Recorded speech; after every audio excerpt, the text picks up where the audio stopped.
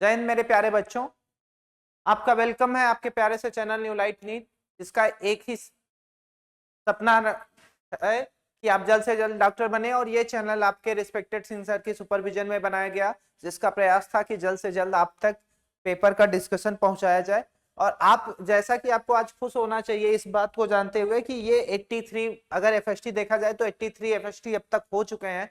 और 83 का मतलब ये होता है कि आपके पास हाईली क्वेश्चंस की संख्या बढ़ चुकी है। अब आते हैं पहले क्वेश्चन की तरफ।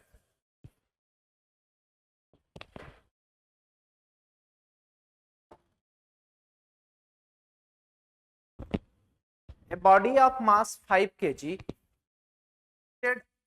by a force F equal to 3I minus 3I cap plus 4J cap, its initial velocity of t equal to 0. ये दिया है time at which it will have just a velocity along the y axis is. अब देखिए question में बड़ी प्यारी चीज ये बोल के रखी गई है कि आपको पूछ रहा है कि time eight which it will have just a velocity along y axis, यानी वो टाइम पूछ रहा है जब वेलोसिटी x एक्सिस पे जीरो हो जाए। जब x एक्सिस पे वेलोसिटी जीरो हो जाएगी तो वेलोसिटी सिर्फ हमें बचेगी किस पे, y एक्सिस पे। तो वही टाइम आपसे पूछा जा रहा है। अब देखिए क्वेश्चन में अगर हम ध्यान से देखें तो कुछ चीजें हमें पता है। मास हमें पता है 5 kg, फोर्स हमें दे रखा है -3I कैप प्लस 4J, ऐसा दे रखा है। अब आगे पूछा जा रहा है कि initial velocity t equal to 0 है, तो जस्ट बिलोंग, हाँ, तो अब एक्सेलेरेशन अगर अपने को लिखना हुआ तो एक्सेलेरेशन इक्वल टू हो जाएगा F/n। F की वैल्यू लिखनी हुई तो -3I cap plus 4J cap upon 5 Newton. अब देखिए इसे अगर हम ध्यान से देखें तो ये लिखा जा सकता है -3/5I कैप प्लस 4, इस तरीके से लिख पाना पॉसिबल है। अगर हम ध्यान से देखें तो अब ये जो एक्सेलेरेशन का फार्मूला होता है एक्चुअली वो होता है A equal to AXI cap plus AY J cap, AXI cap plus AY J cap. यहां से अगर AX की वैल्यू हम लोग लिखना चाहें तो AX की वैल्यू आ गई -3/5, क्या आ गई, -3/5। अब आगे बढ़ते हैं जैसे हम लोग, तो वहां पे हम लोगों को बच्चे एक चीज बड़ी प्यारी पता है कि Vx इक्वल टू हो जाएगा Ux प्लस AXT। यहां से लिखना को शुरू करेंगे हम, तो हमें पता है कि फाइनली हमें तब टाइम चाहिए जब वेलोसिटी क्या हो चुकी हो, 0 इक्वल टू Ux। U की वैल्यू हमें पता है कितना है, 6 है, क्योंकि आई कैप के साथ ये देखिए U को कंपेयर करेंगे तो U इक्वल टू आ जाएगा UXI cap plus UY J cap. अपने को Y से मतलब नहीं है तो 6 प्लस 6 माइनस 3/5T, यही आएगा। अब इसे हम लिख सकते हैं 0 इक्वल टू 30 माइनस 3T/5। तो यहां से 3T इक्वल टू आ गया 30, तो यहां से आ गया T इक्वल टू 10 सेकेंड।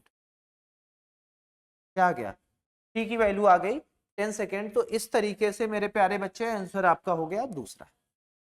चलिए बढ़ते हैं नेक्स्ट क्वेश्चन पे। A body is dropped from a height h if it required a momentum p, then the mass of the body is।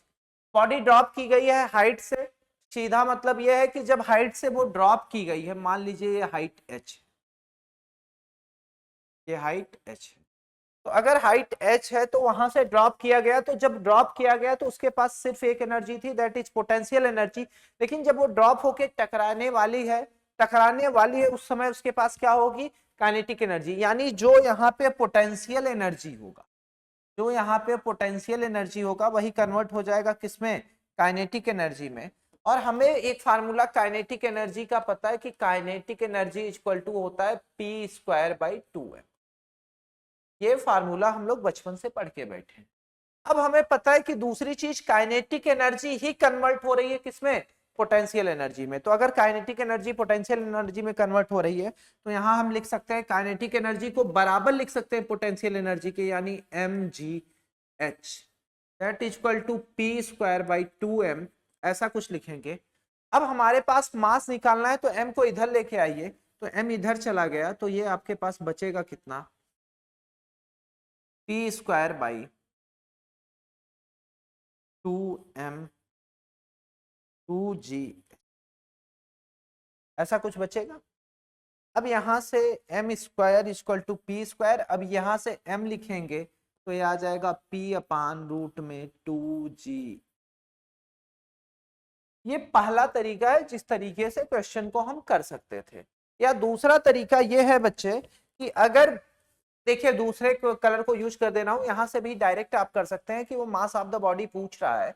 तो देखिए हमें पता है कि वो यहाँ पे इनिशियल वेलोसिटी u 0 है, v निकालते हैं तो v square equal to U square plus 2gh होगा। u स्क्वायर फाइनली 0 है तो v स्क्वायर इक्वल टू कितना आ गया, रूट में 2gh। और हमसे क्वेश्चन में पूछा जा रहा है कि ठीक है p इक्वल टू हमें पता है mv होता है, तो अगर अपने को m निकालना है तो ये आ जाएगा p बाई v, और p की वैल्यू हमें पता है कि यहाँ पे p ही रखेंगे और v की जगह क्या लिख सकते हैं 2gh। तो जैसा भी तरीका आपको समझ में आए उस तरीके से आप क्वेश्चन को सॉल्व कर सकते हैं और दूसरे का आंसर आएगा आपका फर्स्ट। तो मुझे लगता है बच्चे कि इसमें आपको कोई प्रॉब्लम होनी नहीं चाहिए। अगला क्वेश्चन बहुत ही प्यारा क्वेश्चन है, थोड़ा सा लेंथी क्वेश्चन है बच्चे, अगर आपको फार्मूला याद रहा तो कोई दिक्कत नहीं है, वरना आपको सॉल्व करना पड़ेगा। A block move down a smooth incline plane of inclination theta,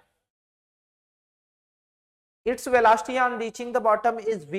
If it slide down a rough inclined plane of same inclination, its velocity on reaching the bottom is v by n. The coefficient of direction friction is given by। अब देखिए अगर इस question को करना हुआ तो दो तरीके से समझिए कि पहले हम लोग बात कर लेते हैं कि बिना फ्रिक्शन के सरफेस के, एक बार हम बिना फ्रिक्शन की सरफेस के बात करते हैं और एक बार फ्रिक्शन वाली सरफेस। या चलिए देखिए फ्रिक्शन वाली सरफेस ले लेते हैं जो जरूरी है, उसके बाद बाकी तो हम कर ही लेंगे।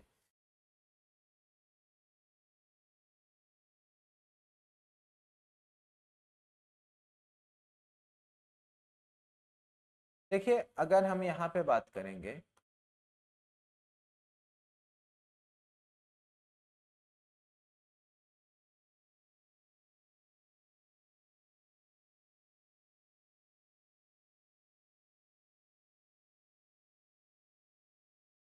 अब देखिए, अब एंगल ऑफ इंक्लिनेशन हम मान लेते हैं कि क्या है, थीटा है। क्या है, अच्छा दूसरी तरफ हम एक और प्लेन ले लेते हैं उसी तरीके का ताकि हमें समझने में आसान रहे। एक सरफेस रफ की बात करते हैं और एक सरफेस स्मूथ की बात करते हैं।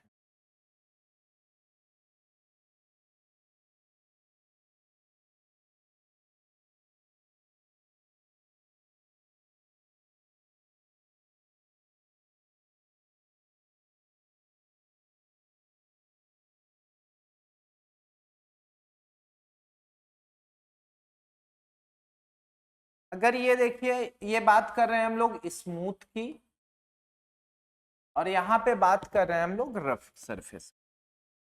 तो रफ सरफेस पे हमें पता है कि क्या मिलेगा, फ्रिक्शन।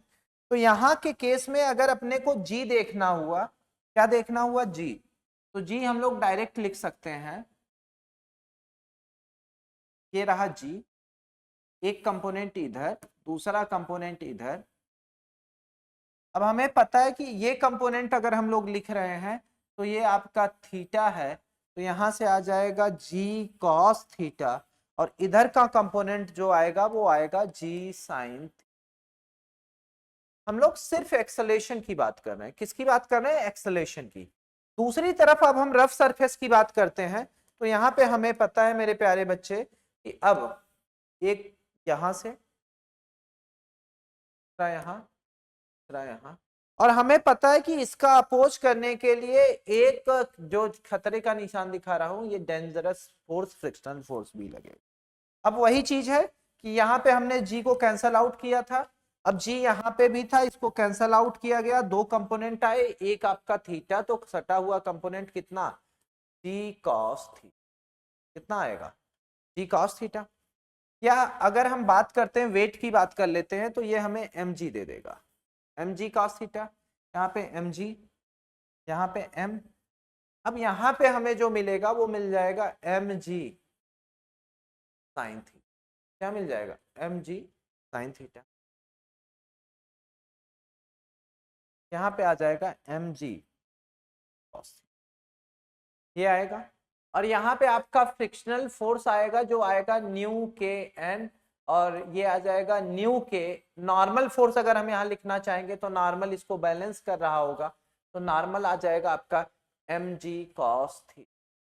थोड़ा सा क्वेश्चन में कैलकुलेशन ज्यादा है, यानी अगर हम लोग इस क्वेश्चन में बात कर रहे हैं थोड़ा सा इफेक्टिव की, तो अगर फर्स्ट कंडीशन की बात कर रहे हैं, फर्स्ट केस की बात कर रहे हैं, तो यहाँ पे एक्सेलेरेशन जो आएगा वो एक्सेलेरेशन आएगा driving force, A equal to क्या आ जाएगा mg sine theta upon m, cut गया a1 आपका आ गया g साइन थीटा, क्या आ गया g साइन थीटा। दूसरे केस में हमें लिखना हुआ a2, तो ये आएगा ड्राइविंग फोर्स यानी खींचने वाला फोर्स कितना है mg sine theta minus new के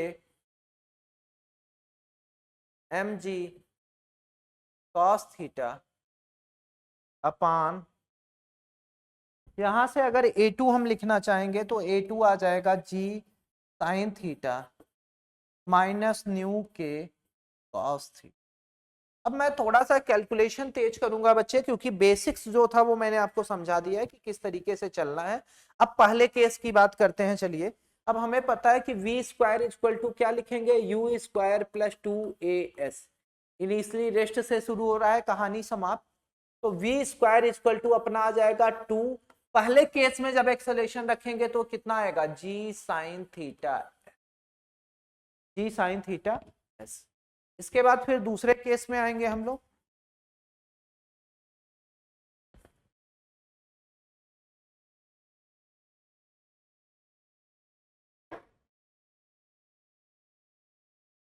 अब यहां से ऐसा लिख सकते हैं, दूसरे केस में हम लोग आएंगे तो हमें पता है कि v स्क्वायर की जगह इस बार फाइनल वेलोसिटी है v बाई एन का स्क्वायर, ये बराबर आएगा u स्क्वायर जो कटेगा प्लस 2। अब एक्सेलेरेशन थोड़ा सा ध्यान से रखना है। एक्सेलेरेशन अगर हम ध्यान से देखें तो एक्सेलेरेशन हमारा आ रहा है जी साइन थीटा माइनस न्यू के cos theta, g sine theta minus new के कॉस थीटा। इसके बाद इनटू क्या आएगा एस, क्या आएगा एस। तो इसके बाद फिर हम लोग आगे बढ़ते हैं। अब हम लोग इसको लिखने की कोशिश करेंगे, तो ये 2g साइन थीटा आ रहा है, यहां से हम लोग लिख सकते हैं v square by N square, ये आ जाएगा 2g sine theta minus new के कॉस थीटा। इसके बाद अब v चाहे तो हम इसको थोड़ा सा कंपेयर कर सकते हैं, और कंपेयर करने के लिए हम लोग थोड़ा सा, ठीक है, अब ये आपका एन स्क्वायर जी साइन थीटा एस से कंपेयर करते हैं, तो यहाँ दोनों ही केसेस में हमें डिस्टेंस v स्क्वायर 2, तो यहाँ से हम लोग लिख सकते हैं 2g sine theta into S upon N square, ये बराबर आ जाएगा 2g sine theta minus new के cos theta into S upon 1। क्योंकि n तो भाई हम इधर लेके चले गए हैं, इधर मल्टीप्लाई कर दिया है एन स्क्वायर से, ठीक है, एन स्क्वायर से डिवाइड कर दिया, तभी तो दोनों इक्वेशन सेम आएंगे। अगर इस इक्वेशन को ध्यान से देखिए, मैंने क्या किया है, एन स्क्वायर से डिवाइड कर दिया है, तो V square by N square यहाँ पे आ जाएगा 2g sine theta S upon N. यही स्टेप एक ज्यादा मैंने किया है, थोड़ा सा कैलकुलेशन ज्यादा है। अब देखिए ध्यान से, 2 से 2 कैंसल, 2s क्या हो गया, कैंसल आउट हो गया। तो यहां से हम लोग लिखने की कोशिश करेंगे, तो ये आ जाएगा जी साइन थीटा अपन एन स्क्वायर, जी साइन थीटा अपन एन स्क्वायर, ये बराबर लिखा जा सकता है जी साइन थीटा माइनस न्यू के कॉस थीटा। अब ज्यादा आसान तरीका ये है कि हम लोग इस कैलकुलेशन को जी साइन थीटा माइनस, इसे हम लोग इधर लाते हैं, तो यहां से हो जाएगा न्यू के जी कॉस थीटा, ये बराबर लिख देते हैं जी साइन थीटा माइनस जी साइन थीटा अपान एन। ये दूसरी तरफ लाके हम लोग सॉल्व कर रहे हैं। अब ये क्वेश्चन थोड़ा सा हम लोगों के हाथ में आ चुका है। अब यहाँ पे जी साइन थीटा को कॉमन ले लें तो ये आ गया 1 माइनस 1 अपान एन स्क्वायर, और न्यू के बराबर है किसके, न्यू के, तो यहाँ से हम लोग डायरेक्ट लिख सकते हैं न्यू जी कॉस थीटा, न्यू जी कॉस थीटा। अब जी साइन थीटा से जी साइन थीटा को दोनों साइड डिफ्रेंशिएट कर दीजिए जी कॉस थीटा से, तो ये आपका आ जाएगा जी साइन थीटा अपान, दूसरी तरफ हम लोग क्या लिखेंगे, g cos theta g sine theta upon cos theta. इसके बाद फिर यहाँ आ जाएगा 1 माइनस 1 बाई एन स्क्वायर, ये बराबर आ जाएगा न्यू के बाद जी cos theta upon cos theta. जी से जी क्या हो गया, कैंसिल आउट हो गया, और यहाँ पे कॉस थीटा से कॉस थीटा कट गया, और यहाँ sine theta upon cos theta क्या आ गया, tan tan theta 1 minus 1 by N square, ये बराबर आ गया। तो यहाँ से हम लोग चाहें तो न्यू इक्वल टू लिख सकते हैं tan theta 1 minus 1 by N. बहुत प्यारा सा क्वेश्चन है बच्चे, बहुत लाजवाब क्वेश्चन है। तो इस तरीके से हम लोग बढ़ेंगे तो हमारा आंसर हो जाएगा इसमें nu equal to tan theta 1 minus cot theta का तो दोनों ऑप्शन होगा ही नहीं, 1 पावर 1/2 भी नहीं होगा, यही ऑप्शन फर्स्ट होगा। चलिए आगे बढ़ते हैं हम लोग। काफी अच्छे क्वेश्चंस थे, लेकिन आप बच्चे फार्मूला याद रखोगे, इतनी मेहनत आप नीट के पेपर में नहीं कर सकते, तो उसके लिए आप थोड़ा सा अलर्ट रहोगे।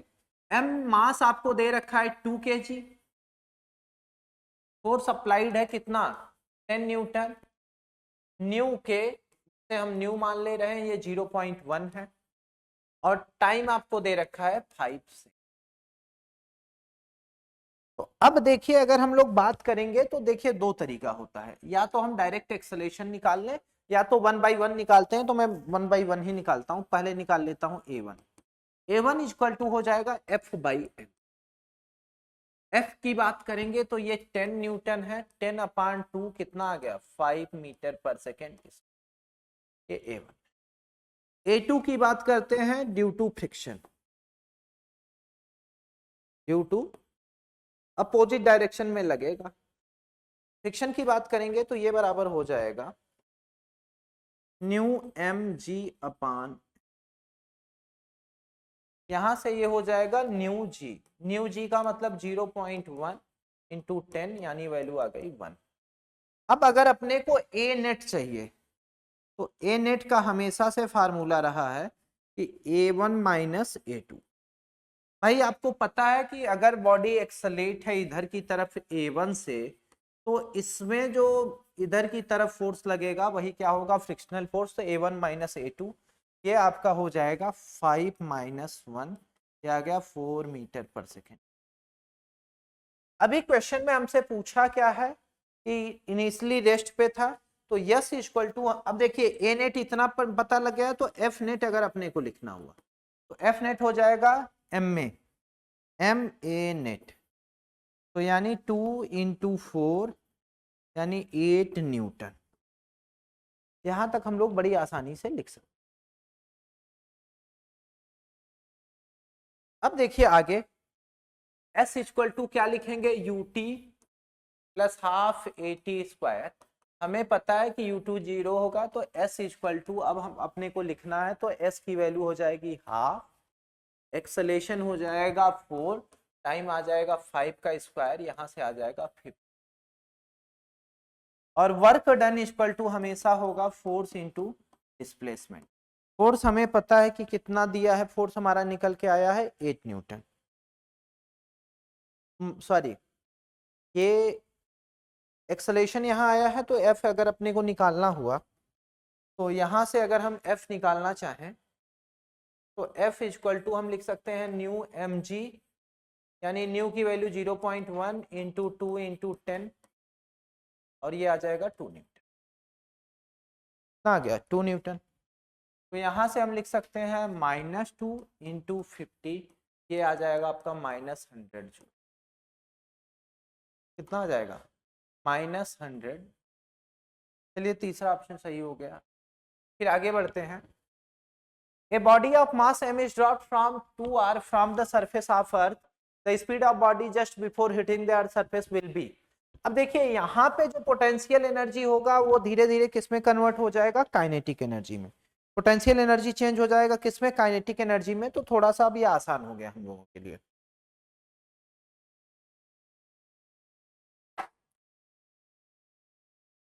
चेंज इन पोटेंशियल एनर्जी का बचपन से फार्मूला हम लोग पढ़ के बैठे, mgh 1 + h/r।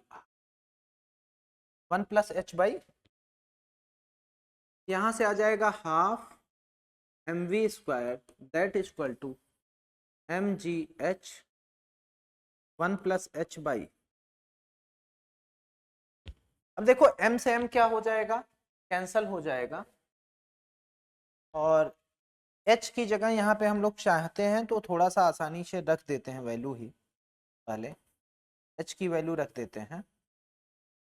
h हमें दे रखा है कितना 2r, h की वैल्यू दे रखा है 2r, तो हो जाएगा mg इसके बाद 2r अपॉन 1 + 2r/r।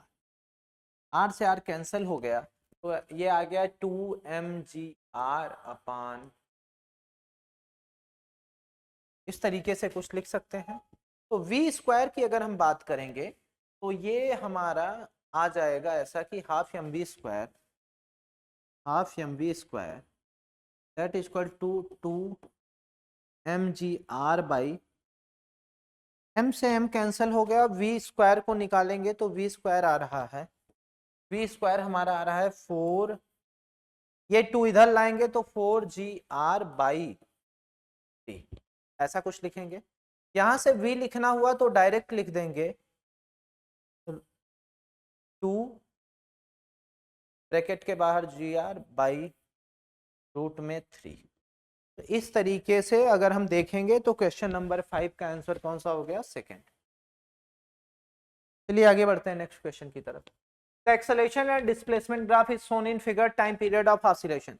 अच्छा बच्चे देखो, हमें ये पता है कि अगर ये 45 है x के साथ तो ये भी कितना बनेगा 45, और ये कैसा है क्लॉकवाइज, तो स्लोप एंटी क्लॉकवाइज पॉजिटिव लेते हैं, लेकिन स्लोप ऐसे अगर ले रहे हैं हम क्लॉकवाइज तो क्या लेंगे, नेगेटिव।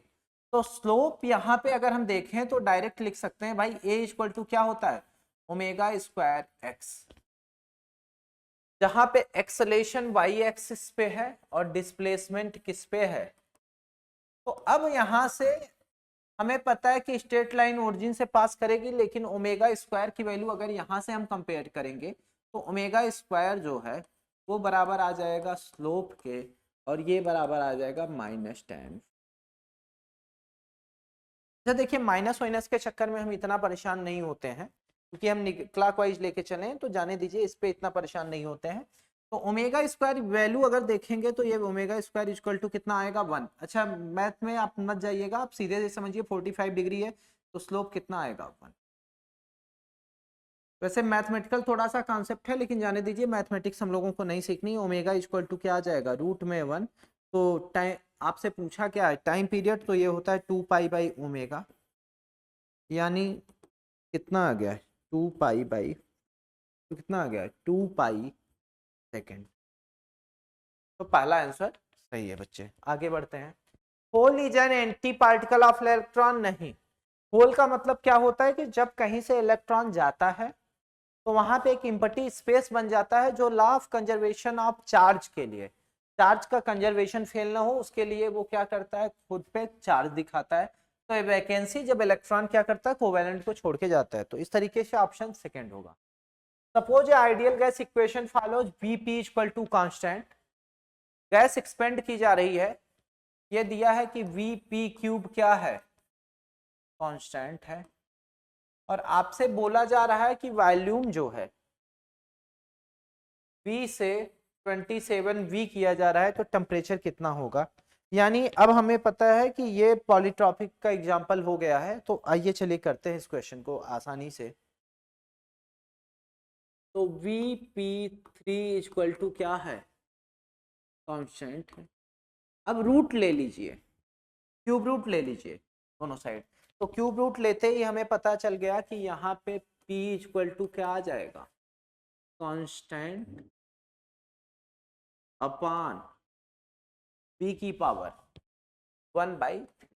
जब कांस्टेंट बदल गया होगा, कि हो सकता है कि कांस्टेंट 27 रहा हो तो वो घट के कितना हो जाएगा 3,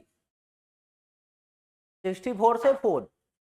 लेकिन कांस्टेंट का क्यूब रूट हमेशा क्या आएगा, कांस्टेंट ही आएगा, वो बदलने वाला नहीं है। क्यूब रूट क्या आना है, कांस्टेंट ही आना है। तो यहां से हम P इक्वल टू क्या लिख सकते हैं, P इक्वल टू, चलिए कांस्टेंट मान ही लेते हैं, K अपान V की पावर 1/। ऐसा लिख पाना हम लोगों के लिए पॉसिबल है। अब हमें ये भी पता है कि PV इक्वल टू क्या होता है, न्यू RT या NRT, जो भी लिखते हैं वो चलेगा। तो अब देखिए यहां से अगर हम लिखना चाहें तो P की जगह लिख सकते हैं K अपान V की पावर 1/3, उसके बाद V, that equal to nu RT। यहां से आ जाएगा K V की power 2/3, that equal to nu R। यहां तक हम लोगों को लिखने में कोई समस्या नहीं होनी चाहिए। यहां से अगर मैं लिखना चाहूं तो ये कांस्टेंट है, तो ऐसा लिख सकता हूं V1 अपान V2 की पावर 2/3, ये बराबर आ जाएगी T1 अपान T। मुझे लगता है कि इसमें आपको कोई समस्या होनी नहीं चाहिए। अब देखिए हमें पता है कि वॉल्यूम पहले कितना था, V था, बाद में कितना कर दिया गया, 27 की पावर 2/3। V से V कैंसिल हो गया, ये बराबर T1/, यहां से ये आ जाएगा आपका, अब 1/3, 3 है तो 1/3 की पावर 3 इंटू 2/, ये बराबर किसके, T1/।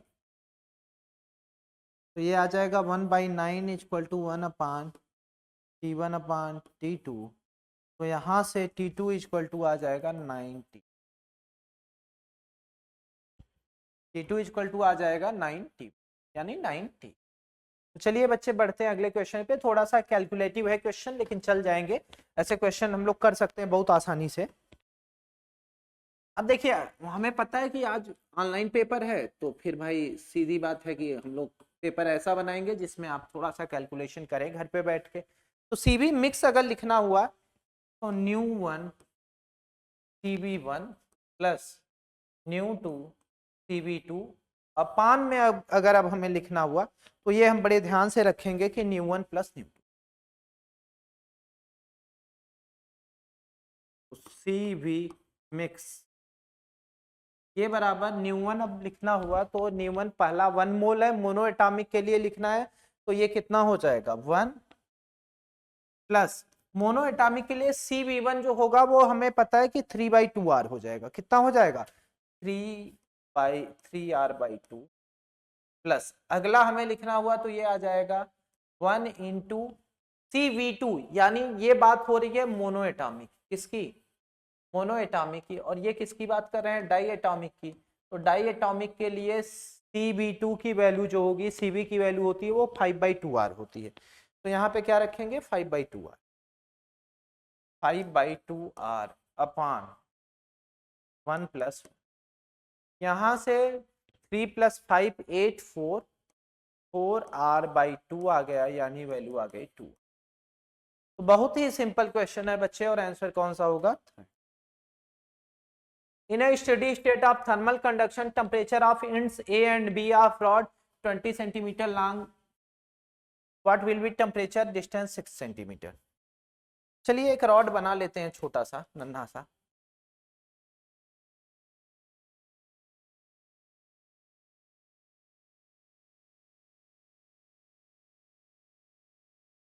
अब नाम दे देते हैं, चलिए एक एंड ए है और एक एंड बी है। ये टोटल आपका 20 सेंटीमीटर, कितना है 20 सेंटीमीटर है, और ये आपका कितना है 6 सेंटीमीटर।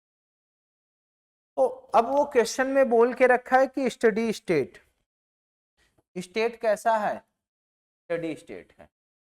अगर स्टडी स्टेट है इसका सीधा मतलब temperature gradient remains constant, temperature gradient remains constant, temperature gradient remains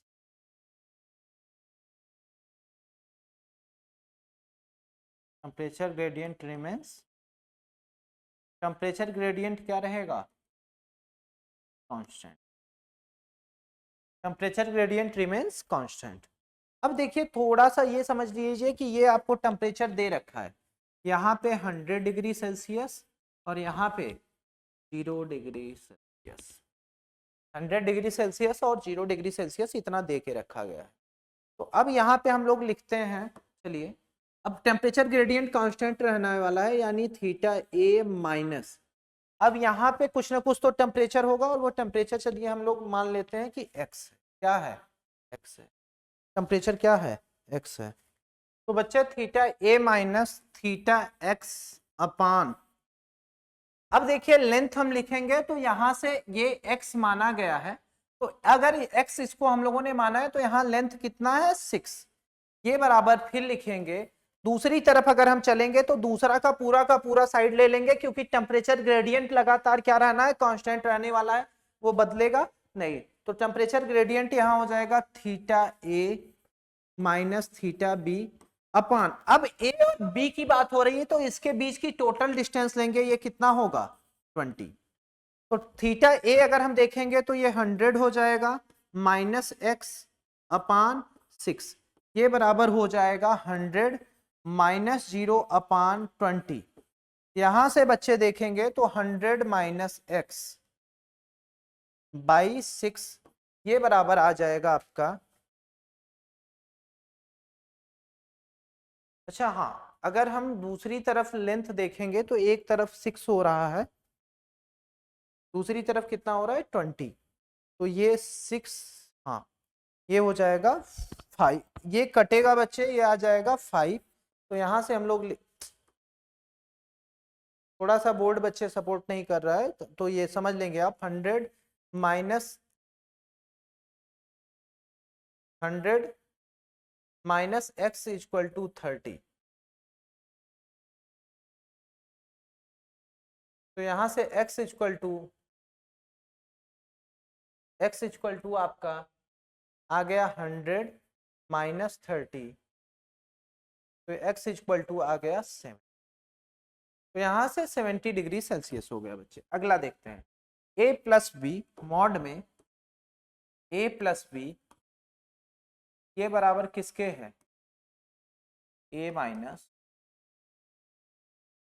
तो यहां से आ गया A square plus B square plus 2ab cos theta, ये बराबर आ जाएगा A square plus B square minus 2ab cos theta. ऐसा हम लोग कुछ लिख सकते हैं, देखिए ए स्क्वायर बी स्क्वायर से ए स्क्वायर बी स्क्वायर गया काम से, तो यहाँ हमारे पास आ गया 2ab cos theta plus 2ab cos theta, ये आ गया 0, तो यहाँ से 4ab कॉस थीटा, ये आ गया 0, तो कॉस थीटा इक्वल टू अगर 0 आ रहा है तो यानी थीटा कितना है 90 डिग्री, तो थीटा यहां से हम लोगों को बच्चे मिल गया 90 डिग्री।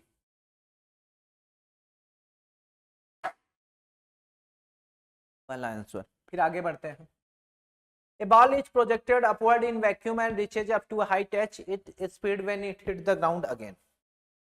अब पता है जैसे वो हाइट दे रखा है आपको कैपिटल एच, तो भाई अगर यहां पहुंचा होगा तो u क्या होगा 0, v आपको निकालना है और ये g आपको पता है, तो v स्क्वायर इक्वल टू होता है u square plus 2gh, initially 0 है तो v स्क्वायर इक्वल टू आ गया 2gh, यहां से v इक्वल टू आ गया रूट में 2gh, तो आंसर हो जाएगा 30। 12 का क्वेश्चन नंबर 3 हो जाएगा। चलिए आगे बढ़ते हैं, the frequency of first harmonic of string stretch between 2 point is 100 hertz. अब इसके प्रॉपर आप फार्मूला नहीं लगाएंगे, हमें पता है कि वो दे रखा है N1 की वैल्यू वो दे रखा है 100 हर्ट्ज। क्या दे रखा है? 100 हर्ट्ज फर्स्ट हार्मोनिक। अब वो कह रहा है कि जो सेकंड हार्मोनिक होता है वही फर्स्ट ओवरटोन होता है। सेकंड हार्मोनिक्स जो होता है वो फर्स्ट ओवरटोन, सेकंड हार्मोनिक जो होता है वो फर्स्ट ओवरटोन होता है। तो हमें क्या चाहिए?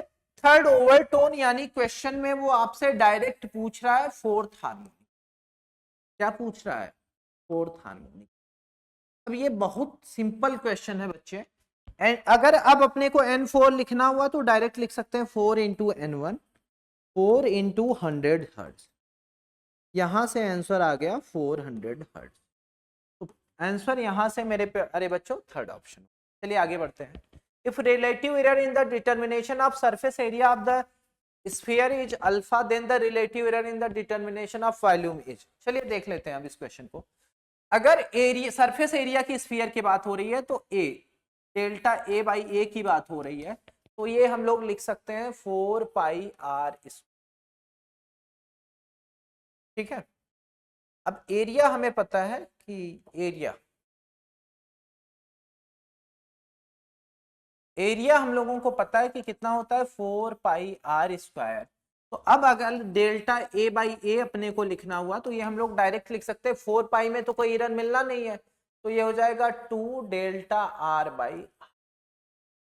अब उसी तरीके से अगर हम वॉल्यूम में लिखना चाहें, और ये वैल्यू दे रखी है आपको कितना? अल्फा, तो यहां से डेल्टा आर बाई आर जो है वो आ गया अल्फा बाई। फिर देखिए आगे बात करते हैं। हम लोगों को पता है वॉल्यूम का फार्मूला होता है 4 बाई 3 पाई आर क्यूब, तो यहां से डेल्टा वी बाई वी जो होगा वो आ जाएगा 4 बाई 3 पाई में तो कोई एरर होगी नहीं, तो ये 3 डेल्टा आर बाई आर, और यहाँ पे 3 आ जाएगा। डेल्टा आर बाई आर की वैल्यू अल्फा बाई 2 है, तो यहाँ से बच्चे ये वैल्यू आ जाएगी 3 अल्फा बाई 2। तो 3 alpha by 2 first option. A convex lens is making full image of an object. Half of lens is covered with an opaque object. Then, चलिए बच्चे देखो, अगर हम इस क्वेश्चन को समझने की कोशिश करते हैं सीधा सीधा, तो सीधा सीधा हम लोग ये कह सकते हैं कि वेरियस रेस तो आ रही हैं ऑब्जेक्ट पे वेरियस रेस तो आएंगी। अब देखो इसको थ्योरी से ही डील कर सकते हैं, लेकिन रिफ्रैक्शन के पास डिफरेंट पार्ट से वो स्टिल लोग के कन्वर्ज वही होंगी, लेकिन नंबर ऑफ लाइंस क्या होंगी? लेस होंगी। जो रिफ्लेक्ट होके कन्वर्ज होंगी उनकी नंबर ऑफ लाइन क्या होगी? कम होंगी। तो इसका मतलब इमेज तो फुल बनेगा लेकिन नंबर ऑफ लाइंस कम है, इसलिए इंटेंसिटी क्या हो जाएगी? डाउन। इमेज क्या बनेगा? फुल बनेगा। इमेज जो होगा वो फुल होगा, लेकिन नंबर ऑफ लाइंस रिफ्लेक्शन के बाद कम होंगी, तो सीधा मतलब ये है बच्चा कि इंटेंसिटी क्या होगी? डिक्रीज करेगी। इंटेंसिटी क्या करेगी? डिक्रीज करेगी। तो full image of decrease in scene. The charge plus q and minus q are placed and vertices of an equilateral triangle. Find force. अब देखो बच्चे, फोर्स आपको निकालना है माइनस क्यू पे। कितना प्यारा क्वेश्चन है।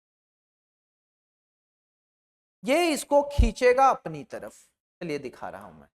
ये इसको खींचेगा अपनी तरफ, ये खींचेगा अपनी तरफ, और बच्चे सोचना तो है ही नहीं, ये एंगल कितना? 60 डिग्री।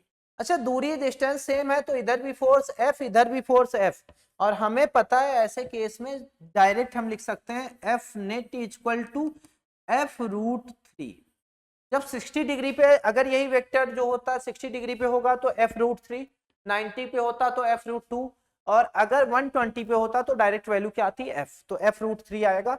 अब देखिए F की वैल्यू निकाल लीजिए। F इक्वल टू क्या लिख सकते हैं? K Q square upon L square. तो यहां से F नेट अगर अपने को लिखना भी पड़ गया तो आ जाएगा रूट में 3K Q square upon L square.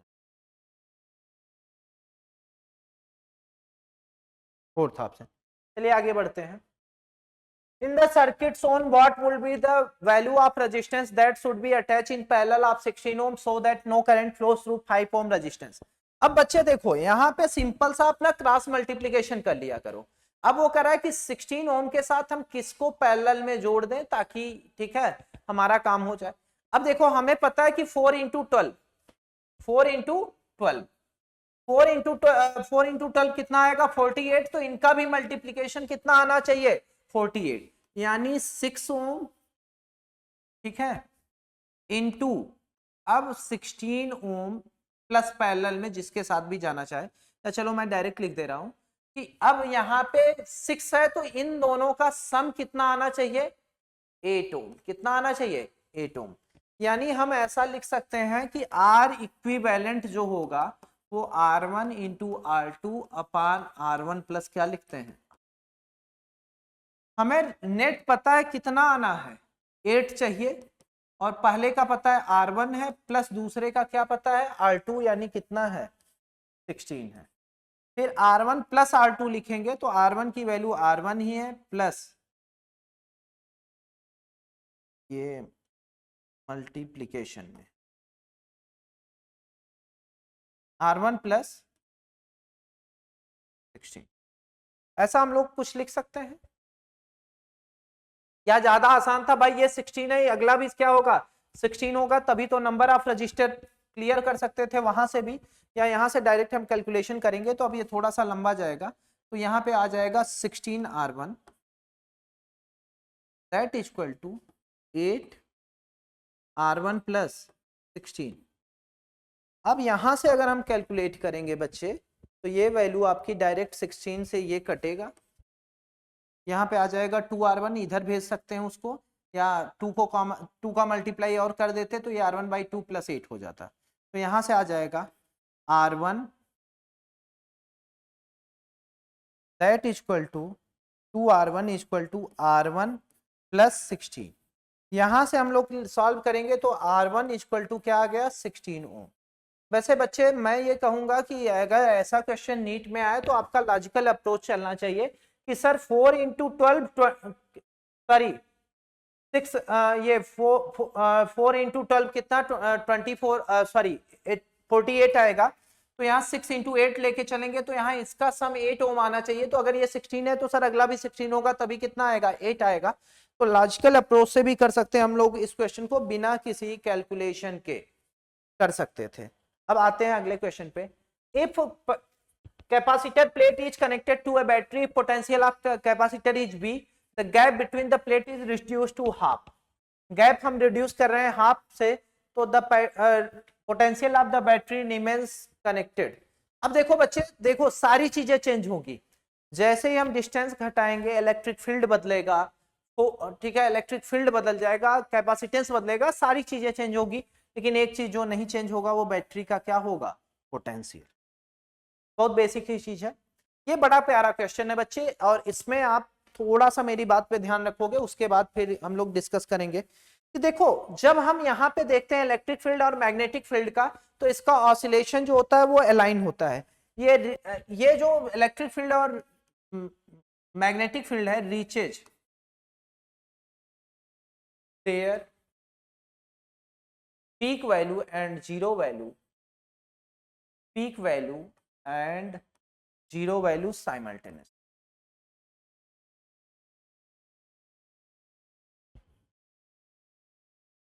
अब ये साइमल्टेनियसली ही पहुंचती हैं यानी इनके बीच में फेज डिफरेंस क्या होता है। हाँ अब ये पूछा होता कि एंगल इलेक्ट्रिक फील्ड और मैग्नेटिक फील्ड का कितना है तो परपेंडिकुलर बताते, लेकिन इनका ऑसिलेशन क्या है सेम। भाई जैसे देखो अब एक इधर की तरफ दूसरा इधर की तरफ, लेकिन अब इनके बीच का फेज डिफरेंस क्या होगा जीरो, क्योंकि दोनों सेम टाइम पे पीक वैल्यू ले रही हैं और जीरो भी सेम टाइम पे हो रही, तो आंसर क्या होगा जीरो। इसीलिए फेज डिफरेंस सेम फेज में है, यानी ये क्या है दोनों फील्ड एक दूसरे के साथ सेम फेज में है, यानी फेज डिफरेंस क्या होगा जीरो। फेज डिफरेंस क्या होगा जीरो। अगर वो एंगल पूछता तो 90 बोलते, लेकिन फेज डिफरेंस क्या होगा जीरो। चलिए आगे बढ़ते हैं अगले क्वेश्चन पे। The RMS value of current is given by. अच्छा देखो बच्चे इसका दो तरीका है, एक इंटीग्रेट करके हम निकालते हैं रूट मीन स्क्वायर, उसका जस्ट इनवर्स कर दो रूट मीन स्क्वायर। तो पहले रूट लो, फिर मीन लो, फिर स्क्वायर, तो स्क्वायर फिर रूट फिर मीन। तो ये वाला काम नहीं करेंगे हम लोग कि इंटीग्रेट करेंगे, हम लोग सिंपली सॉल्व कर सकते हैं अपने सिंपल तरीके से कि साइन ओमेगा टी की मैक्सिमम वैल्यू कितनी पॉसिबल है, 1 सर। साइन 2 ओमेगा टी की भी मैक्सिमम वैल्यू कितनी पॉसिबल है, 1। यानी यहाँ पे जो पीक मिलेगा वो a√2 मिलेगा और यहाँ पे कितना मिलेगा, 6√2 मिलेगा। तो यहां से हम लोग लिख सकते हैं आई जो पीक मिलेगा, क्या मिलेगा, पीक, वो मिलेगा हमें 8√2 का स्क्वायर प्लस 6√2 का स्क्वायर। यहां से ये कैलकुलेट करेंगे तो 64 128 प्लस 72, यानी यहां से आई पीक जो मिला हमें वो मिल गया रूट में 200, यानी इसे लिख सकते हैं 10√2। और अब क्वेश्चन में ध्यान दीजिए कि वो आपसे क्या पूछ रहा है, आरएमएस वैल्यू, आई आरएमएस। तो आई आरएमएस हमेशा होता है आई पीक बाई √2। तो आई पीक कितना है, 10√2 बाई √2, कितना आ गया, 10।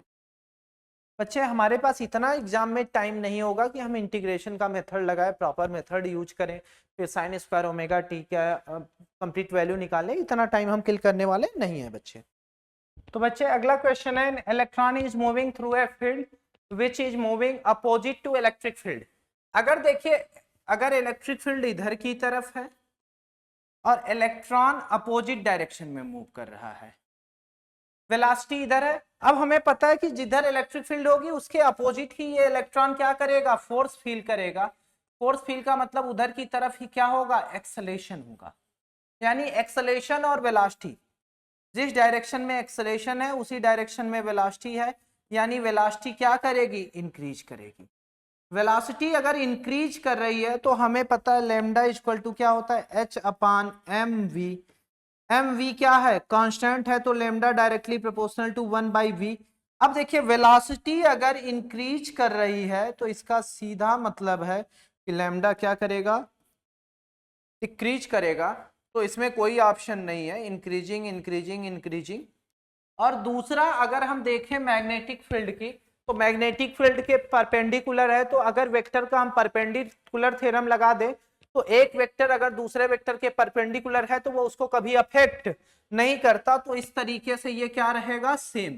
तो हमारा एक ऑप्शन इसमें पहला होना चाहिए था डिक्रीजिंग, एक ऑप्शन पहले के लिए क्या होना चाहिए था, डिक्रीजिंग, पहला ऑप्शन होना चाहिए था डिक्रीजिंग, क्या होना चाहिए था, डिक्रीजिंग। और दूसरा अगर हम लोग देखें तो दूसरा हमारा होना चाहिए था सेम, दूसरा क्या होना चाहिए था, सेम। तो एक डिक्रीजिंग, पहला क्या होना चाहिए, डिक्रीजिंग, पहला हमारा क्या होना चाहिए, डिक्रीजिंग होना चाहिए, दूसरा क्या होना चाहिए, सेम। इसलिए मेरे प्यारे बच्चे ये क्वेश्चन आपका बोनस रहेगा, पर लेकिन आपको आंसर पता होना चाहिए, पहला डिक्रीजिंग होगा, दूसरा क्या होगा, सेम होगा। मुझे लगता है बच्चे कि इसमें कोई प्रॉब्लम नहीं होनी चाहिए। हमारे तीनों ऑप्शन में या तो इंक्रीजिंग था या तो सेम था, कोई ऑप्शन सही नहीं हुआ। तो इस तरीके से बच्चे हमारा एक क्वेश्चन बोनस है। फिर आगे बढ़ते हैं बच्चे, figure shows different graph between stopping potential and frequency. देखिए वाई एक्सिस पे आपका दे रखा है स्टॉपिंग पोटेंशियल, वाई एक्सिस पे दे रखा है आपका स्टॉपिंग पोटेंशियल, और अगर यहां पे देखें तो नीचे आपका दे रखा है फ्रीक्वेंसी, क्या दे रखा है, फ्रीक्वेंसी। अगर हम सीधा सीधा बात करें, जनरल केस की बात करें, तो हमें पता है कि ये जो फ्रीक्वेंसी पे दिया गया है ये एक्चुअली थ्रेशोल्ड फ्रीक्वेंसी है, और जिसकी थ्रेशोल्ड फ्रीक्वेंसी ज्यादा होगी उसका वर्क फंक्शन क्या होगा, ज्यादा। यानी सबसे ज्यादा वर्क फंक्शन इसका होगा एक नंबर पे, फिर 2। अब देखो 1 2 3 4 का मतलब ये है कि सबसे ज्यादा थ्रेशोल्ड फ्रीक्वेंसी किसकी है, लिथियम की, यानी फोर्थ की है, फिर किसकी है, थर्ड की है, फिर किसकी है, सेकंड की है, फिर बच्चे फर्स्ट की। और बच्चे इसके बाद बच्चे अगर हम ध्यान से देखेंगे तो आगे का डिस्कशन जो है हमारे आपके सबसे चहेते, सबसे एनर्जेटिक, सबसे डायनेमिक, ठीक है, और एक अलग ही पहचान फिजिक्स के फील्ड में रखने वाले, अब आपको नाम तो पता ही लग गया होगा कि मैं रोहित सर की बात कर रहा हूं, तो रोहित सर डिस्कशन कराएंगे। तो बच्चे आप इंजॉय करिए। हाँ बेटा, question number 23, in a given circuit as shown the two input waveform A and B are applied simultaneously. The resultant waveform Y is. तो बेटा ध्यान देने वाली बात ये है कि अगर ध्यान से देखोगे तो ये दो नॉट गेट है और ये और गेट है। अगर एक इनपुट ये हुआ, एक इनपुट ये हुआ, तो नॉट गेट पे जो हमें रिजल्टेंट मिलेगा A नेगेटेटेड, B नेगेटेटेड या A बार एंड B बार, और ये इस गेट के लिए आउट इनपुट का काम करेंगे, और यहाँ पर जो आपका बुलियन एक्सप्रेशन बनेगा वो ये होगा। ठीक है ना। ये अगर हम एक ट्रुथ टेबल बनाए इसके, ये आपका A हो गया, ये आपका B हो गया और ये आपका Y हो गया, A नेगेटेटेड और B नेगेटेटेड। ठीक है ना। अगर हम इसकी बात करें तो यहाँ पर आप ध्यान से देखें, इसको हमने 0 1 0 1, ठीक है ना, ये मेंशन कर दिया। तो सॉरी, ये वेव फॉर्म है, तो यहाँ पर हम लोग क्या करेंगे कि यहाँ पे 1 और 0 भी दिखा देते हैं। तो ये 1 0 1 0, ठीक है। इसके हिसाब से यहाँ पर अगर हम देखें तो ये 0 आ गया और ये 0 आ गया, ठीक है ना। यहाँ पे देखोगे तो ये 1 आ गया और ये 0 आ गया, और यहाँ पे देखोगे तो ये 0 आ गया और ये 1 आ गया। ऐसे कुछ इनपुट है। तो अगर हम पहले देखें तो A बराबर 1 दे रखा है, B बराबर भी 1 दे रखा है। जब इसका नेगेटेटेड करोगे तो A नेगेटेटेड 0 होता है, 1 नेगेटेटेड 0 हो जाएगा, तो 0 और 0 क्या हो जाएगा, 0 हो जाएगा। दूसरा हम देखते हैं 0 और 0, तो 0 का नेगेटेटेड 1 होगा और 1 का 0 का नेगेटेटेड 1 1 एंड और 1 क्या हो जाएगा, 1 हो जाएगा। तीसरे पर अगर हम देखते हैं तो ये A 1 है और ये 0 है, तो A नेगेटेटेड प्लस 0 नेगेटेटेड, तो ये 0 प्लस 1, और इस पे भी रिजल्ट आएगा 1। और इधर देखते हैं तभी आ रहा है 1। मतलब पहले तो आपका 0 आया आउटपुट, बाद वाली 3 कंडीशन पे आपका क्या आया, 1 आया। तो अगर इसका हम वेव फॉर्म बनाए तो ये 0 के साथ फिर जब इस तरह जाएगा तो ये इस तरह चला जाएगा, ठीक है ना, तब क्योंकि आपके 1 1 आ रहा है। और ऐसा रिप्रेजेंटेशन ऑप्शन नंबर फर्स्ट पे है, तो मेरे तो फर्स्ट ऑप्शन सही है। Question number 24, in the following circuit I1 and I2 are respectively. देखो अगर हम बात करें तो ये आपका PN junction diode plus minus, और ये भी आपका PN junction diode plus minus, और ये दोनों ही PN junction diode forward bias है। और जब ये फॉरवर्ड बायस है तो हम ये देखते हैं करंट जो फ्लो होगा इधर जाएगा इधर जाएगा, और यहाँ पर कोई भी रेजिस्टेंस नहीं लगा है। जब कोई रेजिस्टेंस नहीं लगा है तो करंट इनसे होकर फ्लो नहीं होगा, ये ओपन सर्किट की तरह काम करने लगेंगे। तो जो करंट है वो इधर से जाता हुआ इस पाथ पर जाएगा, तो इधर कोई करंट फ्लो नहीं होगा और इधर भी कोई करंट फ्लो नहीं होगा। तो ये आपका I1 क्या हो जाएगा, 0 हो जाएगा। अब अगर हम I2 की बात करें तो यहाँ पे 10 वोल्ट है और ये रेजिस्टेंस कितना है, 2 किलो ओम, तो I2 आपका हो जाएगा 10/2 किलो ओम। तो ये 5 × 10⁻³ हुआ, तो उसको आप लिख सकते हो 5 मिली एम्पियर। तो आपका जो फाइनल आंसर आ रहा है वो 0,5 मिली एम्पियर आ रहा है, फोर्थ ऑप्शन होगा। The energy level diagram for an hydrogen-like atom is shown in figure. The radius of its first Bohr orbit is. देखो यहाँ पर एटम हाइड्रोजन नहीं, हाइड्रोजन लाइक है। तो अगर हम En की बात करें एनर्जी, तो वो आपने पढ़ा है माइनस का 13.6 Z²/n² electron volt.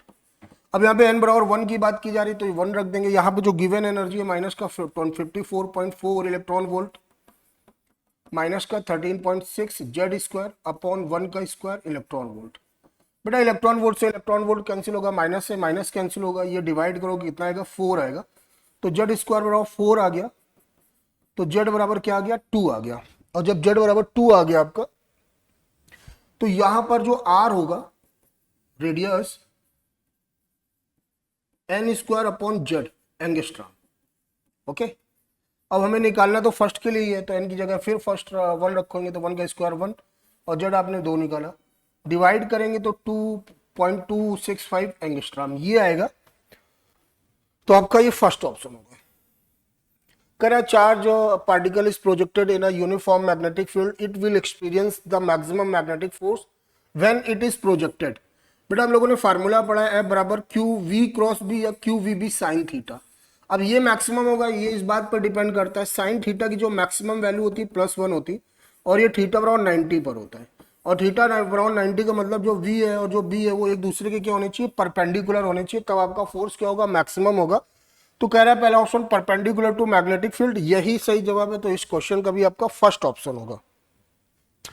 In Young's double slit experiment, the eighth maximum with wavelength lambda 1 is at a distance d1 from the central maxima, and the sixth maximum with a wavelength lambda 2 is at a distance d2, then d1 upon d2 is equal। तो अगर हम इसकी हम बात करें तो देखो basic हम लोगों ने फार्मूला पढ़ा एक्स एम बराबर M D lambda upon D.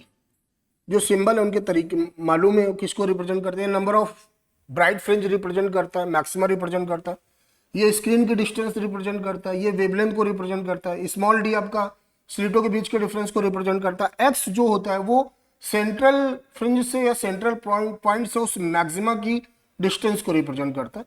अब यहाँ पे देखो, यहाँ पे जो डिस्टेंस है वो डी स्मॉल डी से रिप्रेजेंट कर रहा है। तो इस क्वेश्चन के हिसाब से हम लोग अपना जो फार्मूला है थोड़ा उसको अपडेट करेंगे, कुछ इस तरह लिख देंगे, ठीक ना, ये चीज सॉरी ये आपका ए हो जाएगा, ए हो जाएगा स्लिटों के बीच का डिफरेंस। तो इसके हिसाब से देखा जाए तो d1 बराबर 8 आपका था d लैम्डा 1 अपॉन ए हो गया, और यहां से d2 बराबर 6 दे रखा था लैम्डा 2 अपॉन ए हो गया। जब डिवाइड करोगे d1 अपॉन d2 तो ये 8 लैम्डा 1 अपॉन 6 लैम्डा 2, ये 4 लैम्डा 1 अपॉन 3 लैम्डा 2, ये आएगा। और आपका ये सेकंड ऑप्शन सही होगा।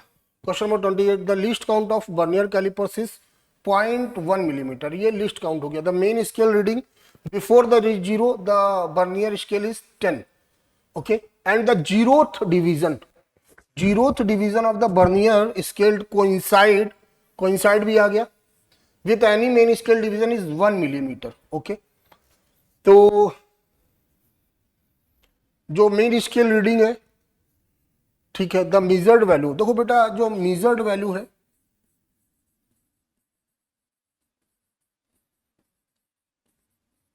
वो होता है मेन स्केल रीडिंग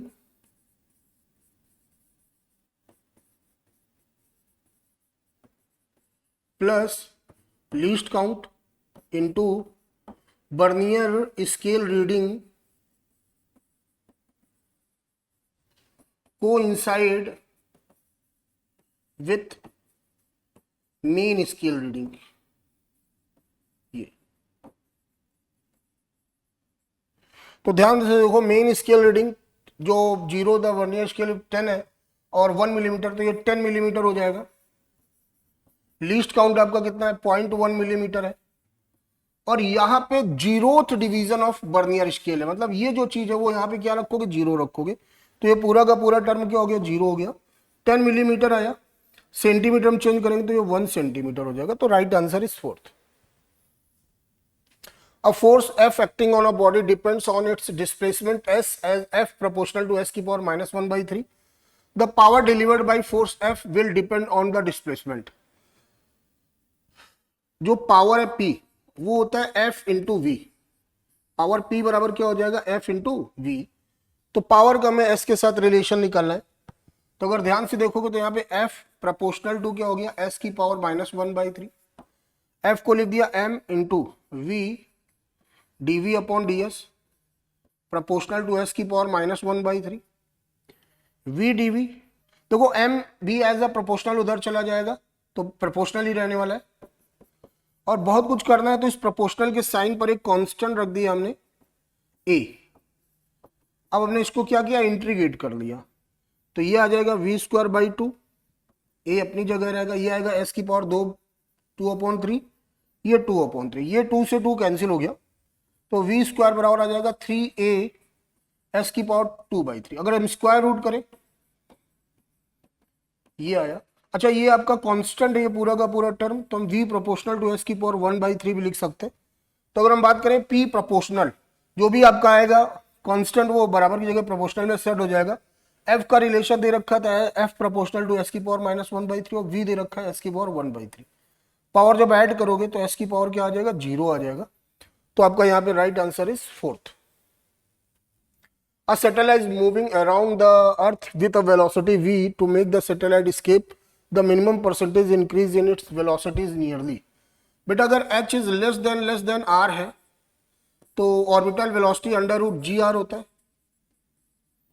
और जो एस्केप वेलोसिटी होता है वो अंडर रूट 2 GR होता है। अगर यहां से ध्यान से देखोगे तो वी बराबर हो जाएगा √2 V0, या वी बराबर 1.414 V0। और अगर इसकी हम बात करें तो यहां पर कितना ज्यादा है, जो वी है 1/414 टाइम्स है। तो अगर हम परसेंटेज इंक्रीज निकालें तो V minus VO upon VO into 100, तो 1.414 VO minus VO upon VO into 100, और जरा इसको सॉल्व करो आएगा 41.4%। ये, और ये चीज आपको याद होनी चाहिए डायरेक्ट, इतना हम लोग कैलकुलेट करके एग्जाम हॉल पे अपना टाइम नहीं लगाएंगे, ठीक है ना। तो ये आपको पूरा याद होना चाहिए, ठीक है। चलिए, two cells of the same EMF E and different internal resistance R1 and R2 are connected in series to an external resistance R. The value of R for which the potential difference across the first cell is 0 is given by। देखो ये दोनों series पर है, तो हम पहले निकालते हैं करंट कितना होगा, I बराबर total EMF 2E upon total resistance. ये आपका टोटल करंट हो गया जो इस सर्किट पे फ्लो होगा। अब हम फर्स्ट सेल की बात करें तो फर्स्ट सेल के लिए V बराबर E माइनस आई R1 हो गया।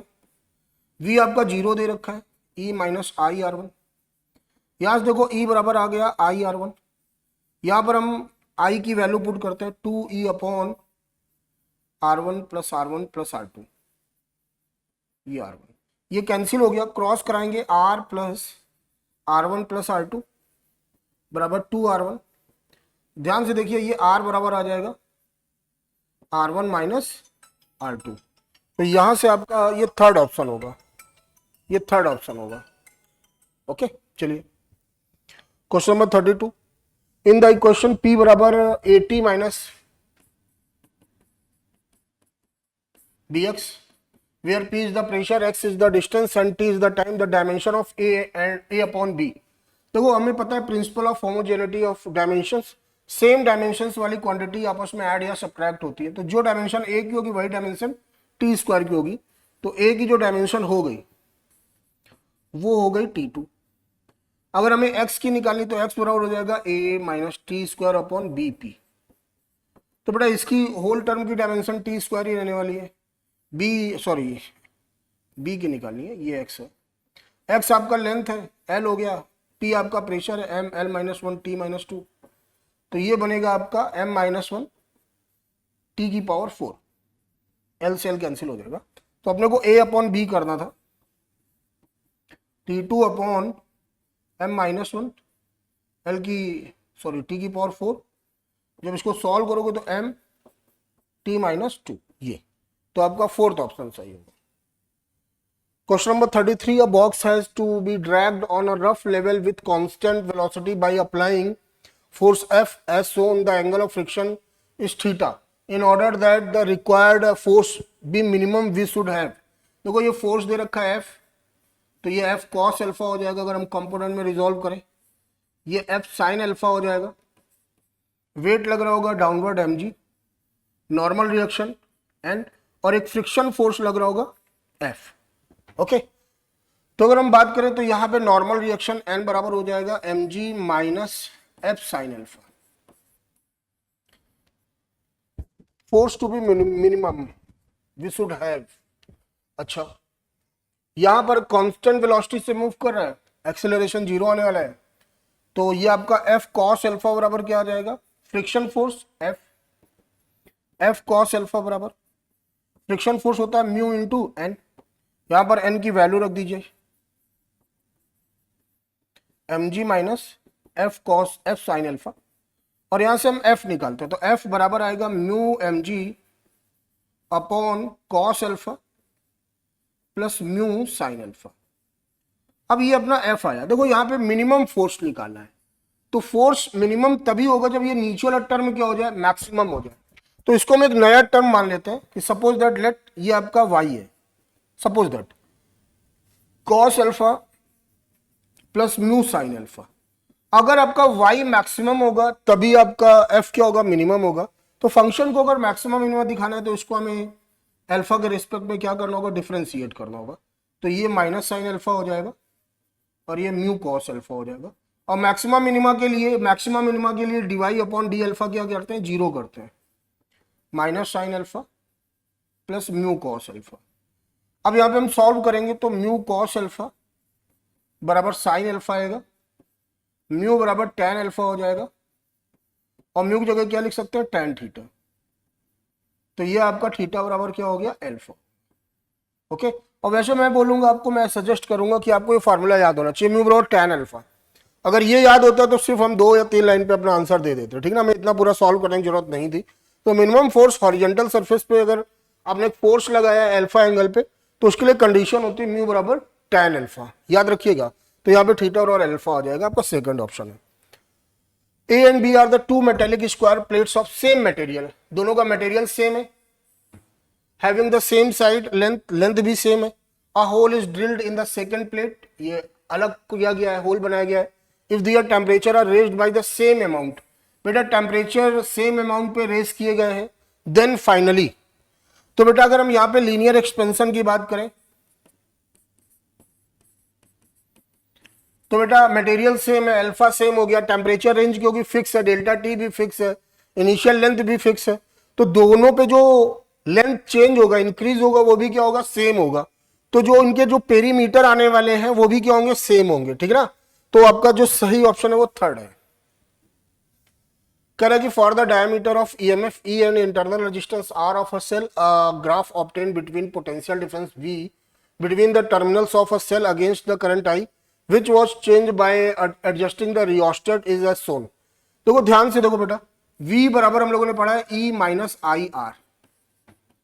तो अगर इसको मैं इस तरह लिख लेता हूं आई आर प्लस ई, देखो ये आपका एक रिलेशन है। देखो यहाँ पे y एक्सिस पे क्या लिखा है, V लिखा है, और x एक्सिस पे क्या लिखा है, I लिखा है। तो अगर हम y बराबर एम एक्स प्लस सी, जो कि एक स्ट्रेट लाइन का इक्वेशन होता है, अगर इसे हम कंपेयर करें तो ये जो स्लोप आ रहा है वो माइनस आई आ रहा है, मतलब जो आर का जो आर का कोफिशियंट होगा, सॉरी जो आई का कोफिशियंट होगा, क्योंकि एक्स पे आई लिखा है, जो यहाँ पे वी बराबर एम आई प्लस सी ऐसा कुछ कर सकते हो। तो जो स्लोप होगा वो रेजिस्टेंस को रिप्रेजेंट करेगा। देखो ये एंगल इस तरह यहां से लिया जाएगा तो स्लोप आपका निगेटिव ही आना है। तो हमें सिर्फ न्यूमेरिकल वैल्यू से मतलब है, जो स्लोप होगा वो आपका क्या होगा, आर होगा, और यहां से स्लोप अगर निकाला जाए तो वो आ रहा है आपका y upon x, y upon x. तो y अपॉन एक्स का आ रहा है, फोर्थ ऑप्शन पे आ रहा है। तो क्वेश्चन नंबर 35 का आपका फोर्थ हो गया। नेट पोटेंशियल में भी zero on the line A B at point except at infinity.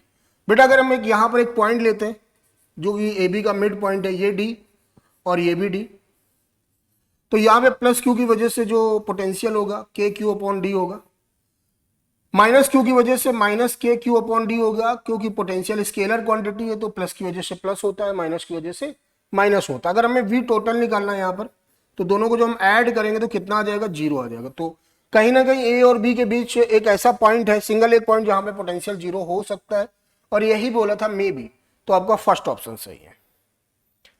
3 rods of length L and mass M are placed along X, Y and Z axis in such a way that one end of each rod at the origin, ठीक है भाई, the moment of inertia of system about Z axis। देखो एक rod मैंने बना दी, ये एक rod मैंने बनाई, ये एक रॉड मैंने बनाई ये, और तीसरी रॉड मैं आपको दिखा रहा हूं, ये तीसरी रॉड, ये मेरा पेन ले सकते हो आप, ये देखो एक्स वाई और ये जेड, ठीक है ना। अब मैं इस एक्सिस के अबाउट जब मोमेंट ऑफ इनर्शिया की बात करूंगा, तो जब कभी भी किसी रॉड का मोमेंट ऑफ इनर्शिया निकालना उसकी लेंथ के एक्सिस के अबाउट, तो आई कितना होता है, जीरो होता है। क्यों? क्योंकि जो मास का डिस्ट्रीब्यूशन हुआ है एक्सिस के दोनों तरफ हुआ है, तो इस जेड एक्सिस पे जो रॉड लाई करेगी उसका मोमेंट ऑफ इनर्शिया जीरो हो जाएगा। और ये जो एक्सिस है वो दोनों के एक एंड से पास हो रहा है, तो इसका आपका 1/3 ml स्क्वायर हो जाएगा, और इसका भी आपका 1/3 ml स्क्वायर हो जाएगा। जब दोनों को ऐड करोगे तो टोटल 2/3 ml स्क्वायर हो जाएगा। तो इस हिसाब से आपका सेकंड ऑप्शन होगा। Question number 38, a particle of mass 2 kg travel along a straight line with velocity v और b under root x where v is a constant, the work done by net force during the displacement of a particle from x बराबर 0 to x बराबर 4 metre, ये आपका। तो बेटा यहां पर जो फोर्स होगा वो डिस्टेंस डिपेंडेंट होगा और वेरिएबल फोर्स है, तो यहाँ पे जो वर्क डन होगा W बराबर F इंटू डी एक्स करेंगे। अब सबसे पहला काम है F निकालना है, F के लिए मास इंटू एक्सेलरेशन निकालना होगा, b रूट एक्स। तो v की बात करें तो जो एक्सेलरेशन हो a बराबर v into D V upon D X, तो a d upon D X b root X. तो यहां पर सॉरी v की जगह मैं वैल्यू रख देता हूं b रूट एक्स, और इसका जब डिफ्रेंशिएट करेंगे तो b अपॉन 2 रूट एक्स आता है, रूट एक्स से रूट एक्स कैंसिल हो गया, तो ये बी स्क्वायर बाई 2 आ गया। ये एक्सेलरेशन हो गया। F बराबर होता है m इंटू ए, m आपका 2, a B square by 2 constant हो गया, F बराबर हो गया बी स्क्वायर, F बराबर क्या हो गया बी स्क्वायर। तो अगर यहां पे देखें तो वर्क बराबर इंटीग्रेशन 0 से 4 F डी एक्स, 0 से 4 बी स्क्वायर डी एक्स। जो हम लिमिट अप्लाई करेंगे और इंटीग्रेट करके रखेंगे तो 4 बी स्क्वायर होगा। तो right answer is 39। The uranium consumed in a 1 megawatt nuclear reactor per day is. देखो बेटा अगर इसकी हम बात करें तो ये हमको स्टेटमेंट सीधे याद होना चाहिए कि जो 1 मेगावाट पावर है पर डे जो बन रही है एक दिन में, जो 1 मेगावाट, उसके लिए यूरेनियम की 1 मिलीग्राम एनर्जी सफिशियंट होती है। 1 मिलीग्राम यूरेनियम का आप फिजन कराइए तो आपको एक दिन में 1 मेगावाट एनर्जी मिल जाएगी। एक दिन की बात कर रहा हूं, मतलब 24 मेगा जूल। ओके, ये मैं बोल रहा हूं।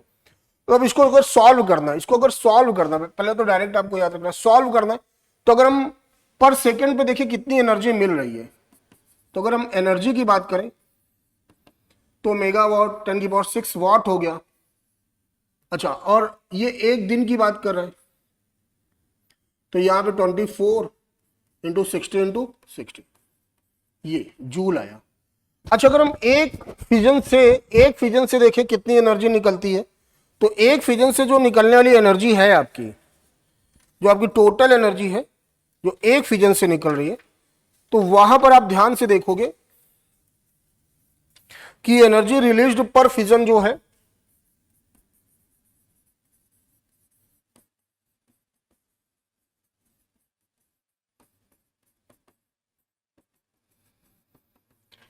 वो 200 मेगा इलेक्ट्रॉन वोल्ट है। ये आपको याद होना चाहिए। और 10⁶ हो गया, इलेक्ट्रॉन वोल्ट को जूल में चेंज किया, ये आपका आया। अगर एक मॉलिक्यूल का, एक एटम का अगर फिजन हो रहा है तो इतनी एनर्जी आपको मिलेगी। तो हम ये देख लेते हैं कि कितने नंबर ऑफ एटम्स का फिजन होगा। तो नंबर ऑफ फिजन निकालता हूं मैं, मतलब जितने भी फिजन, मतलब हर एक एटम पे एक बार हो रहा है तो वो चीज।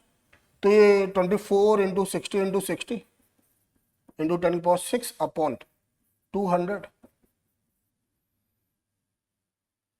10⁻³ हो जाएगा, 1.6 हो जाएगा, 0 से 0 कैंसिल हो गया। और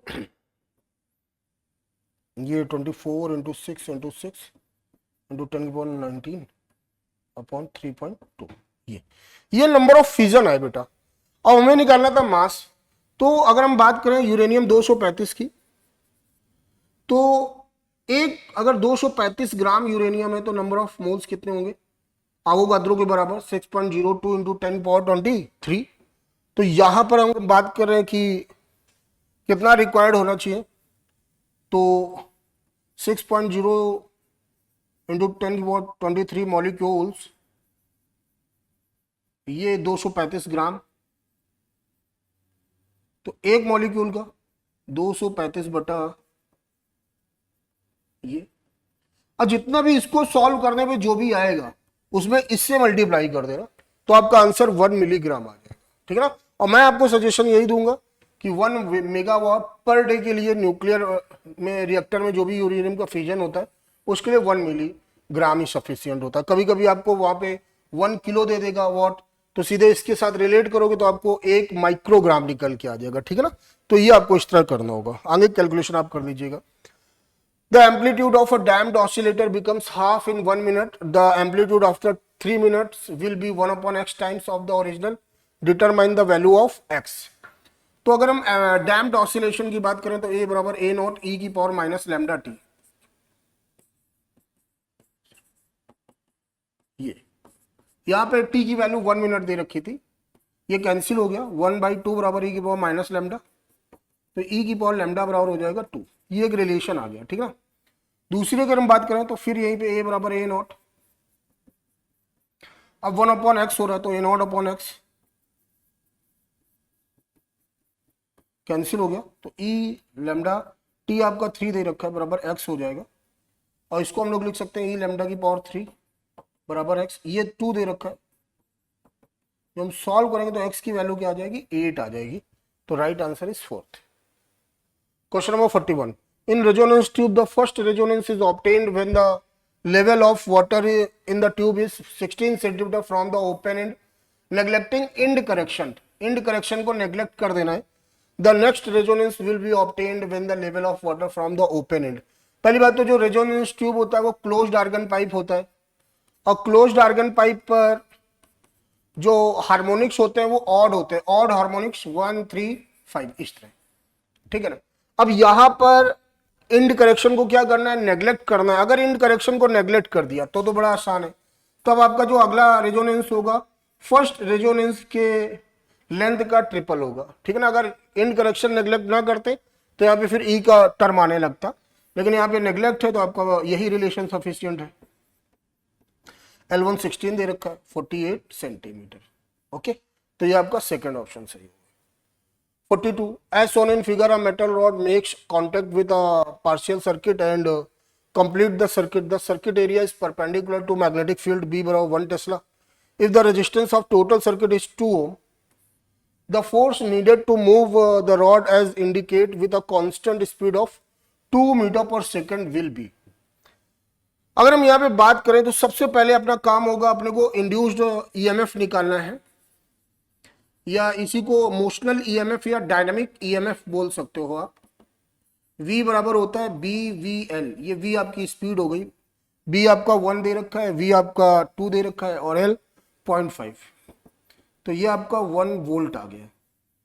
अब हमें I निकालना होगा, तो I बराबर होता है V अपॉन R, ये 1 हो गया, और R कितना दे रखा है बच्चा, R 2 दे रखा है, तो ये 0.5 एम्पियर हो गया। अब हम लोगों ने पढ़ा F बराबर IBL, I आपका क्या हो जाएगा 0.5, B आपका 1, L आपका 0.5, ओवरऑल आ गया 0.25 न्यूटन, ओके, तो right answer is second. A concave mirror and a converging lens glass with mu बराबर 1.5 both have a focal length 3 cm when in air, when they are in water their new focal length।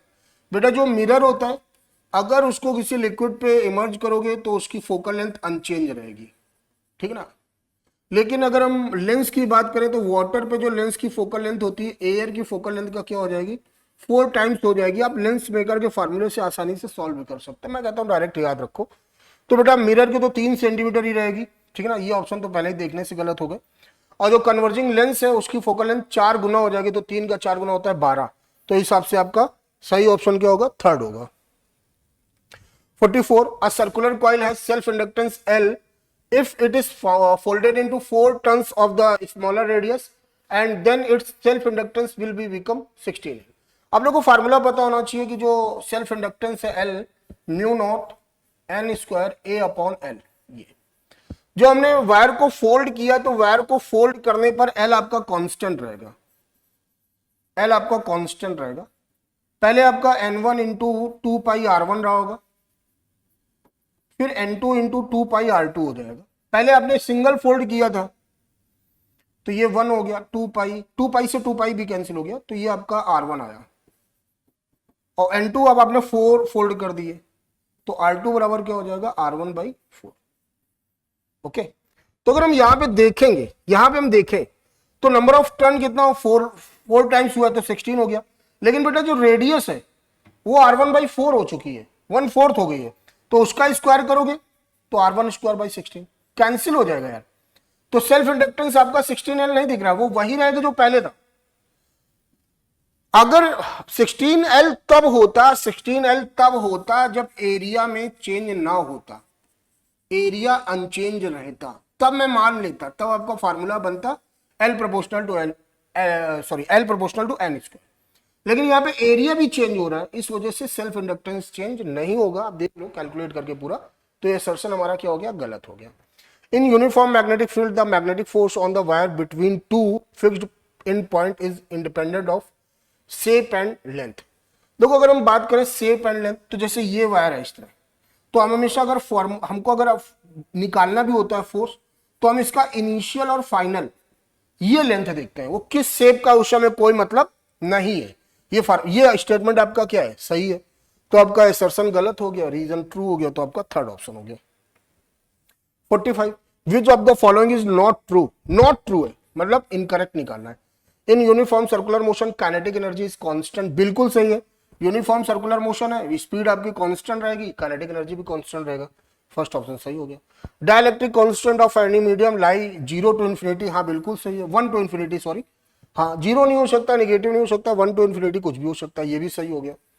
Resistivity of semiconductor decreases with increasing the temperature, हाँ बिल्कुल सही है, बिल्कुल सही है, क्योंकि conductivity increase होती है तो रेसिस्टिविटी क्या होगी, डिक्रीज होगी, ये भी सही हो गया।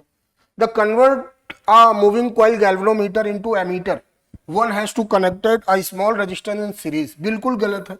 अगर ये गैल्वेनोमीटर है, अगर इसको एमीटर में कन्वर्ट करना है तो हमें इसके पैरेलल क्रम में एक स्मॉल रेजिस्टेंस जोड़ना होता है, और तब ये कॉम्बिनेशन क्या कहलाता है, तब ये कॉम्बिनेशन एमीटर कहलाता है।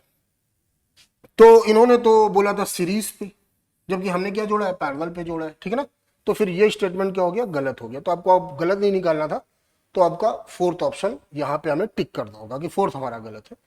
तो आई होप अगर आपका कोई डाउट रहा होगा तो बेटा उसको मैं दूर करने में सफल रहा हूं। आप मेहनत से पढ़ते रहिए और ज़्यादा टेंशन मत लीजिए, क्योंकि ये टाइम होता है, बहुत आपने पढ़ा होता तो एंजाइटी होता है, सबकी लाइफ में होता है, उसको आपको कंट्रोल करना है। ठीक है, फिर मिलेंगे हम लोग अगले टेस्ट से, उस पे टेस्ट के डिस्कशन पे। जय हिंद, थैंक यू।